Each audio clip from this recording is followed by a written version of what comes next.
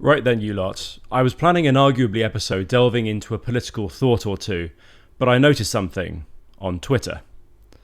For those of you who have never become entwined with the biggest microblogging social platform, Twitter is likely of absolutely zero importance to you. You may even be vocally proud of that. It's got a daft name. Talk of our world's leaders tweeting their statements here and retweeting one another there certainly sounds like the infantilization of serious governance. It's one of the near originals, a step behind the 1990s vanguard of eBay, Amazon, Google, along with Facebook, YouTube and other sites invariably created by 20-somethings along the coasts of the US. It morphed from one thing to another. I'd say matured from one thing to another, but that would be imprecise. It's no surprise that over a decade of established dominance later, as geriatric social networks, something immature and insubstantial remains about how they present to the public. These are the legacies of brands created long before their founders decided to restyle themselves as thought leaders. Facebook and YouTube, at their birth, were dreamt up by socially awkward techie students as casual dating facilitators. If you don't like the way the game is being played, create a new game, I suppose. And Twitter, well, the meaning of a tweet from day one was intentionally a short burst of inconsequential information. So it's perhaps of little surprise that even now, many can be hard to take seriously. Even if founders of that time, including Zuckerberg and Dorsey, have retrospectively written in more gravitas to their core missions. A sort of remorseful edit button, in hindsight, of what their legacies may be. Daft wording aside, I think we've ended up with a reasonable stable of social networks, each with their coherent uses. Twitter for succinct announcement and debate. Facebook for more complex, longer-form discourse and a wider range of ways to communicate. I barely use Facebook now, although it, excitingly new at the time, played a large role in my university years. YouTube, of course, has built a role in allowing filmmaking talent to sidestep the gatekeepers of television and, of course, Hollywood. I won't pretend I couldn't care less about TikTok or some of the others, including those that never really found a footing and are in steep decline, but perhaps one or two have yet to find a renewed and lasting traction as a reward for their early adopters. And whatever Snapchat has become, I'm not sure it ever fully shed its creepy, unique early selling point. Twitter's been of use to my career, without a doubt, even with an understanding of the inherent limitations that brief conversations with often anonymous users ensure, but I don't subscribe to the view that the platform is fundamentally damaging, or that it creates bad people. It's merely a conduit for all people with internet access, including ones that in a past era would merely be yelling incoherently at brick walls. It used to be easier to avoid such people, and perhaps the brick walls were more appropriate recipients of their contributions. Twitter, when used well, is far from an echo chamber. Indeed, in times past, it was easier to spinelessly avoid people who might shake the wobbly legs of our less well-thought-out worldviews. So it's always had a potential as a useful, global, efficient sounding board for ideas. I wish that's how Twitter manifested more often. And the only reason I've used it, fairly regularly, for over a decade now, is that it's demonstrably aided in my work. I can clearly measure opportunities it's generated me, near direct revenue too, and delivered information and opinion I'd unlikely have found elsewhere. If just a void to send words mindlessly into, then I, and most others, would have culled it long ago in the name of expediency. I was lucky that through joining soon after its genesis, enough people ended up reading me and clicking around my account to make it worth my while carrying on. Sometimes I allocated more time to creating threads than at others. Some days a passive absorption rather than a compulsion to broadcast. Then, last year, I noticed something. A lot of people have noticed oddities on Twitter, increasing over the last 5 years or so. Perhaps even those totally bewildered by the website. Our policies and our algorithms don't take into consideration any affiliation, philosophy, or viewpoint. That's hard to stomach. We wouldn't be having this discussion if there wasn't a general agreement that your company has discriminated. After all, the richest man on earth wants to spend more than the GDP of Bahrain on a website that sounds like it was named by a child. So perhaps the cynics can be forgiven for their bewilderment. Many of us have been alert to changes in how the network was allowing people to present themselves, and that certain people were allowed to say more than others, and be seen more easily. But until it's you, it's somewhat removed, and claims of systematic victimization can appear, and indeed can turn out to be, dubious. Merely another layer of politics. Censure can be justified. Perhaps we can't allow just anyone to say absolutely anything to anyone without consequence from society as a whole. No one has come up with a 100% entirely free market that doesn't drive us into some sort of chaos. And that is why utterly total, no-holds-barred exchanges don't work in society, even if dressed up as meritocracy or libertarianism. And those who claim to want total freedom to compete may not emerge too well from a true dog-eat-dog, having overestimated their merit before standing on level ground. To the event itself, this is what happened to my Twitter account most recently, and most starkly. Last year, I received a direct message, informing me that I was following an account this follower of mine didn't approve of. The offending account was of the highly popular Titania McGrath, a social and political satire creation of the comedy writer Andrew Doyle. It pokes fun at the more absurd knots that certain ideologues tie themselves up in, and it winds two groups of people up. Both those not bright enough to realise McGrath isn't a real person and the writer behind her doesn't hold her views, and also those for whom the satire whooshes straight over their heads. Anyhow, I was told that I shouldn't follow the Twitter account because it was phobic of various things, that I probably was too, and therefore she'd unfollow me. I replied, mainly to state that it's our own business who we follow, and for whatever reason. I failed to comply with the ultimatum, and so, naturally, I was blocked. Titania McGrath's creator, Andrew Doyle, who I hold entirely responsible for the downfall of my Twitter empire, and I therefore no longer find funny, retweeted my own tweet reporting the interaction. It didn't go viral, but it got picked up, with over 13,000 engagements by users. Mildly amused, I got on with my work.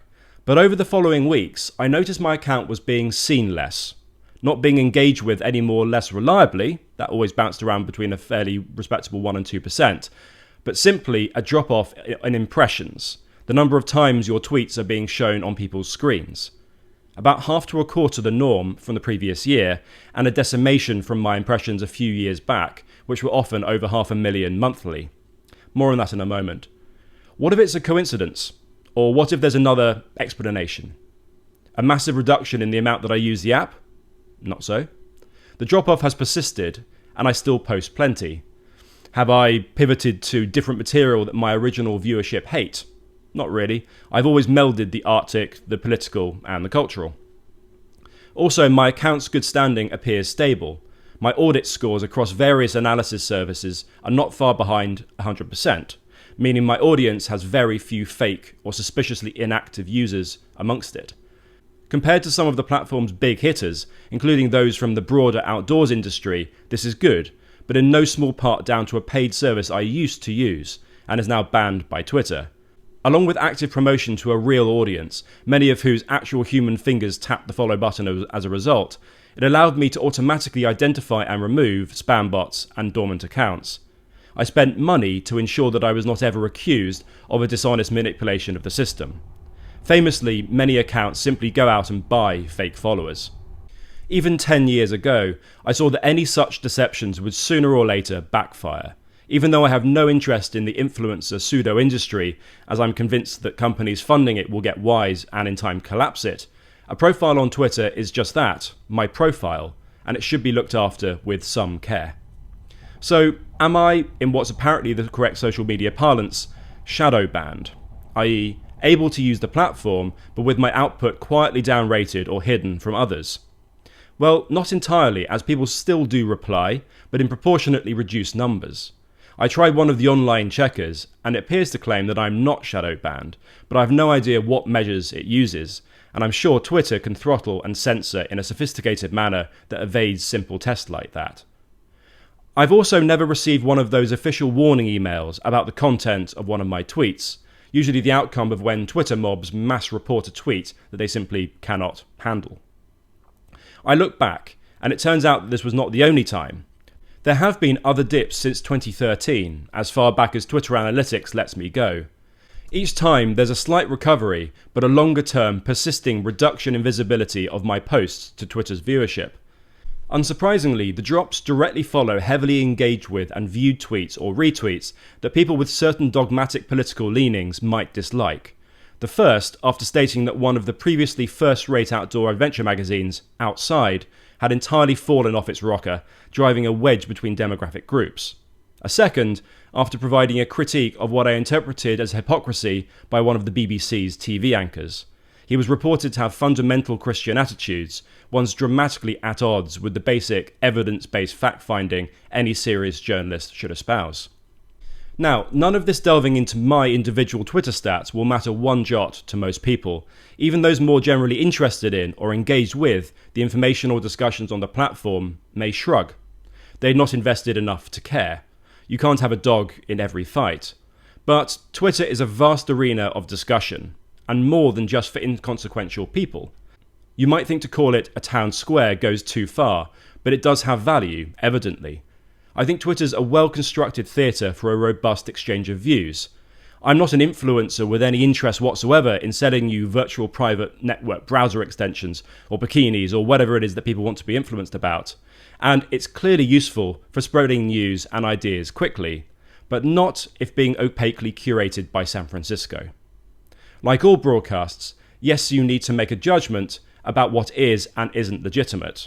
But if you can't do that, perhaps you should retire from interacting with ideas or information altogether and leave it to the adults. I do like the enforced brevity, even if threaded tweets now somewhat spoil that. I also value long-form discussion and essays, whether written or spoken. Twitter provides the former, and YouTube, Substack, and other places supply the latter. Amongst the occasional banal photos of sled dog puppies and other easy sell content I do post to make sure I only have a partial exodus and not a full-on mutiny, I still value Twitter. Otherwise, I'd stop. Like I stopped using Facebook, and probably a load of sites I still have an account with, but simply don't recall, let alone use. I value it passively too, to read and research. I have a whole load of private lists covering topics I'm interested in, and I value it as a way to offer up my own ideas and contributions.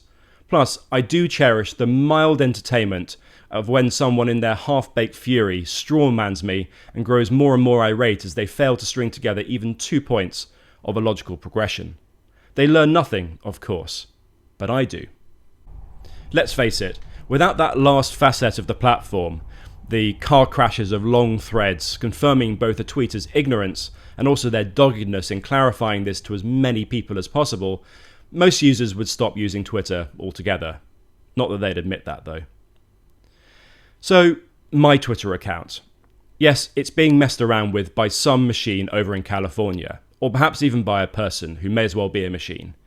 Which is rather a shame, since I put some time into my account over the years. Perhaps a change in leadership will provide transparency and improvement, especially with this sort of thing going on with so many other Twitter users. It's a stage run by a company, initially private, then public, and likely soon private again. And as such, none of us have many rights within it. It's their club. If we don't like it, we leave. If they don't like us, they make us leave. What's worth our attention, though, is the apparent sneakiness, and the coming months may see the lid wrenched off to expose the inner algorithmic or more manually targeted manipulation at Twitter. So one of the things that I believe Twitter should do is open source the algorithm and make any changes to people's tweets. If they're emphasized or de-emphasized, that action should be made apparent so anyone can see that action has been taken. I also noticed something just a day or so before committing these thoughts to film. A 6-fold impressions hike for a quote retweet of mine. It was about an Arctic joke of Ricky Gervais's. He clicked the like button on my tweet, and there followed a spike in impressions. So the visibility limitation appears to be more complex than uniformly hiding posts across the account. I also did a test of running a poll on a non-controversial topic in case certain styles of post have an effect. In years past, I found polling questions to garner a reasonable interaction. It's a quick way for people to feel counted and heard. In this, the poll bars sat still on 0 for what seemed like an eternity before a meagre response.